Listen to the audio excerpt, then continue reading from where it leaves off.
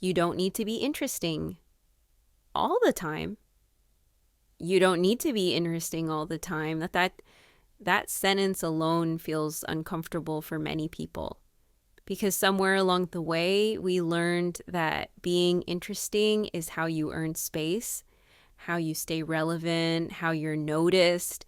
We're encouraged to have stories ready, opinions formed, achievements to share, something impressive to say when someone asks, "So, what have you been up to?" And when we don't have an answer that feels impressive enough, we feel small, as if simply existing isn't quite sufficient. But there's a quiet truth most people don't say out loud. Constantly trying to be interesting is exhausting. It turns life into a performance, moments into content, thoughts into something that must be shaped and presented.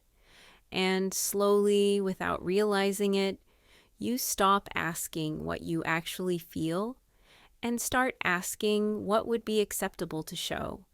There's nothing wrong with being expressive. There's nothing wrong with sharing. But there is something heavy about feeling like you must always be on. You are allowed to be unremarkable sometimes. You are allowed to have days that don't translate into stories. You are allowed to sit in silence without turning it into meaning. Not every moment needs to be productive. Not every thought needs to be profound. Not every version of you needs to be polished. There is value in simply being present without commentary. Some of the most grounded people you'll ever meet aren't the loudest or the most impressive. They're the ones who are comfortable with pauses, with not knowing what to say, with not filling every space. And that comfort didn't come from confidence. It came from permission.